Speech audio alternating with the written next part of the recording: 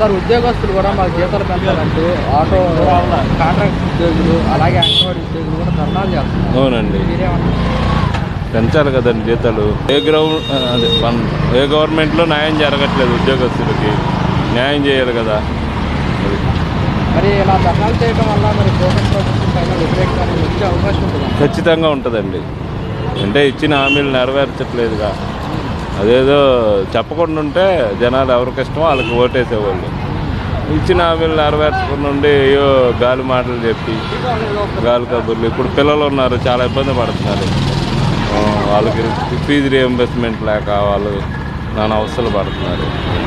అది అమలు చేయాలంటే కొంచెం లేట్ పడుతుంది, రాష్ట్ర ప్రజలు అర్థం చేసుకోవాలని చంద్రబాబు నాయుడు గారు ఇంకెంత అర్థం చేసుకోవాలి, అది ముందర ఉండాలి. అది నేను చేయలేనన్నప్పుడు ఇవ్వకూడదు హామీలు. నేను డెవలప్మెంట్ ఒక్కటే చేస్తానని చెప్పాలి, అంతేగాని ఏదో నువ్వు గాలి మాటలు చెప్పి అధికారం కోసం అని ఎక్కేస్తే అది ఎంతవరకు నిజం అనేది ఇంకా ప్రజలకే తెలియాలి. అందరూ అంటున్నారుగా ఈవీఎంల ద్వారా గెలిచాడని అంటున్నారు, కాబట్టి అపోహ అనేది ప్రజల్లో ఉంది.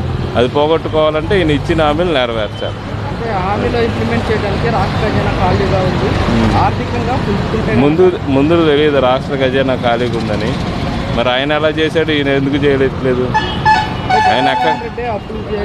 ఆయన ఎక్కంగానే 1,00,000 కోట్లు పంచాడు.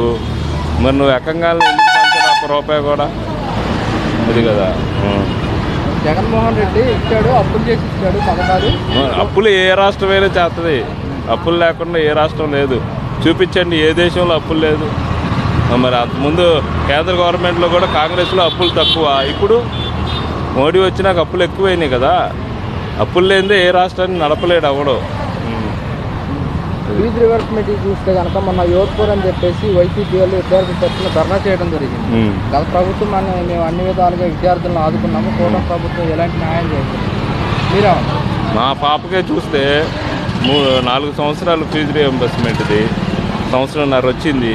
మరి గవర్నమెంట్లో వెంటనే ఇదిగో ఒక విడతన్నా వదిలితే అప్పుడు బాగుంటుంది. ఇదిగో నేను ఇస్తానని చెప్పి ఇవ్వకుండా అంటే ఎట్లా ఉంటుంది? అది తల్లిదండ్రులు అయితే ఇబ్బంది పడుతున్నారు ఫీజు రియంబర్స్మెంట్ విషయం. అది కూడా తొందరగా చర్య తీసుకొని చంద్రబాబు నాయుడు గారు వేస్తే బాగుంటుందని నా ఉద్దేశం.